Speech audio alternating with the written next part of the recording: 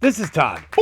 He's a local woodworker here in Minnesota, and he makes some of the most amazing pieces of art. All right, so this was a loaner table. This is my bullet table. So I decided we're gonna replace it with another table. Todd's coming to take his awesome bullet table away from us because it's his and he wants to sell it. But he did offer to build us a table as a replacement. So since our main bread and butter is pallets, we thought, what better product to use than old pallets? But there's a bunch of obstacles in the way of building this table, including things like cost, materials, and labor, which I'm way too broke to pay for, by the way. So stick around to find out how we pulled this off as cheap as possible while still saying farewell to that old table. We also have a unique twist on this table build that is unlike any other pallet style table you've seen before. So let's go. Apparently you got some news for us about the table. Yeah, there's a lot of little minor defects. You don't want that for a table. But then we thought, It's not perfect, and it's not up to my standards that I would sell to someone. ta-da! Jeez, that's so crazy.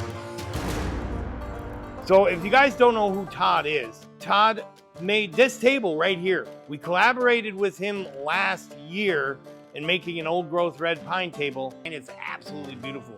It's currently sitting out at my boss's shack right now. It's basically a book match table that we made out of old growth red pine. Now that you know who Todd is and the pine table collab we did with him last year, we can move on with our story and the problem that we have with the bullet casing table. This is actually my first attempt at doing epoxy, and I took a whole bunch of bullet casings. It's dusty. What are you doing? You got to wipe that off. 22 shells all the way up to 50 caliber BMG, and it turned out really good. And so they've had it as a hostage because they said that I couldn't take it home because they need a table. So I decided we're going to replace it with another table. Now he's taken this table, and as you can see, it's the bullet casing table that he made right around the time that we first met him. You know why I'm gonna miss this table? I salvaged the walnut pieces from being thrown into the fire pit. Very much a part of the K&J Lumber family. This table has definitely served us well while it was here. Bye, table. So the burning question is, how the hell are we gonna furnish this spot now? Are we gonna use old pallets? Maybe use new pallet parts, and then you can kind of construct it from the pallet parts? Because, you know, we are a pallet company, first and foremost. So our first thought was to use old reclaimed pallets, chop them up, and use that for a table. Kind of like how you see woodworkers on YouTube doing all the time. But then we thought, I'd prefer not using pallets at all because I got to pull nails and everything. So maybe we'd just use pallet wood and make a table out of just clean, fresh pallet wood. Then we came up with the idea of, what if we use fresh cut green lumber, or rough sawn lumber that we use for our pallet stock? They don't like nailing into red oak runners, or oak runners. Because they're too hard. They're too hard, so you can understand, it's a little too difficult. Sure. But it varies depending on 3.5, yep. We quickly came to the realization that it ain't gonna work because it's wet. It's gonna move on us if we make it into the coffee table. Over here we have in our kiln-dried warehouse here, we have these runners that have been sitting here a while. I know that they've been drying out in the yard, but they also have been, drying in here because it's got to be down, 15% or less, or it's going to curl. There's a couple issues in the way.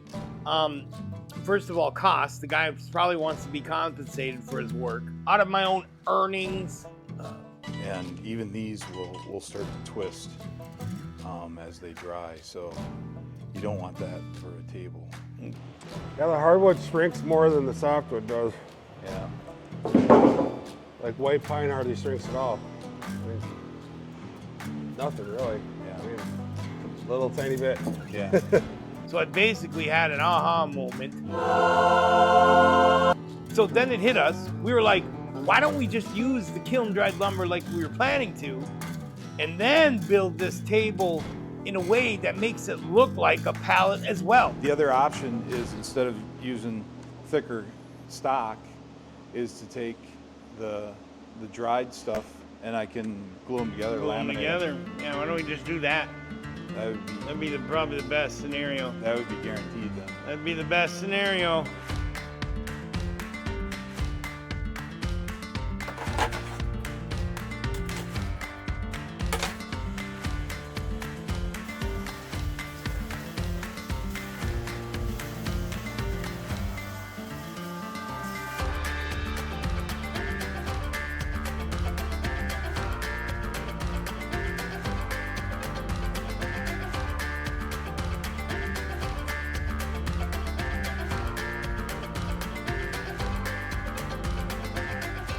So we wanted to leave these legs kind of rustic and make them look like it would be something from them. So that means we have no idea what he's got planned, but what I do know from history with Todd, that he comes up with some pretty cool looking stuff. Good news, guys. We just got word that Todd is going to be bringing in that table a little bit earlier than expected. Hopefully on Thursday, he's going to bring in that new table that he completed. I still have not got to see any of the pictures. You got to stick around to find out. Apparently you got some news for us about the table. Yeah, there's a lot of little minor defects, and I needed to sand it out, and it's just not up to my standards. So I decided I'm gonna just hold off and fix it and then bring it on Monday, because I don't want it to go out the door in the way it is. It's okay, but it's not great. I can make it better. Yeah, that's probably a good idea. It just goes to show you that you're the kind of person that cares about quality and wants to make sure that your customers and your friends and anybody involved gets a higher quality product. Yeah, and I know this is an experiment and you're aware of it, and it is what it is, but I just there's something about it. If I can make it better, I want to make it better. So we're gonna make it better. But I ran into so many problems, and I could have eliminated those problems if I would have just done one pour of epoxy and used the runners as the hold downs. So in my mold, the top is actually flipped over and it's on the bottom, and I put the runners on top. If I would have just done one pour and locked in the runners on the very first pour, I wouldn't have had any of the problems that I had with the epoxy. And then it would have been perfect. But live and learn. After all the hiccups and delays, Todd's finally come to get this table today. It's going to be sad to see this table go, leave us. I'm excited to see the new table that Todd has made for us. And I'm excited to show you guys too as well. Look who showed up. He's got my table, and we're going to check it out right now. I brought the pallet table that was a table, but it's really a pallet. You'll see. But they're a pallet maker, so I wanted to make them something that was representative of what they make. So I made a table that looks like a pallet, but it's actually a table. Yeah. In a sea of Pinterest pallet tables made out of pallets, we went the other way and made a table that looked like a pallet. Into a pallet. Yeah. We went backwards. We went backwards, yeah. It's not perfect, and it's not up to my standards that I would sell to someone, so it's free. Hey, you can't beat free. I don't want to just throw it away because it's still a functioning table, it's really good, but it's just not up to what I would sell. There's no screws holding it together. It's other than putting the legs on. So the epoxy is holding the runners, and it's in, I mean, it ain't coming apart. They're in there a 1/4 inch or so. So it's permanently welded together. So how long did it take you to do this? With all the sanding is huge. Sanding is boring, but about 50 hours of total work. Yeah, you look like, it looks pretty good. It's pretty good. I think you're too much of a perfectionist. Yeah. You know, just like our pallets, they're not perfect craftsmanship. You know, they're built for sturdiness, not for looks. Yeah. So that just kind of matches exactly what this table kind of represents, is the fact that it's sturdy, and it will hold a lot of things. It's not necessarily pretty, but it does the job right. It's There still you go. pretty. I am glad that you screwed up a lot in this so that I can get it for free. This is gonna be one of the pallets that I sell to one of the first customers I ever acquired here at K&J Lumber, which is also fitting for me to say goodbye to one of the first salvaged piece of lumber within this table that I salvaged when I first started working here at K&J Lumber. So it's a bittersweet moment for me, but I'm glad I get to share it with all of you guys. Down below in the comments, we're going to have links to my website, and you can see how I built this at tswoodenleather.com. Enjoy.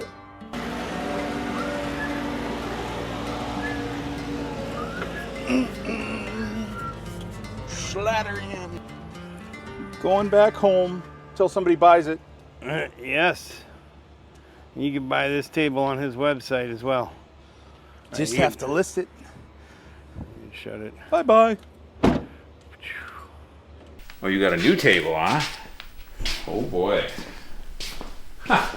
You can do a little pour. Look at that. That's cool. Yep.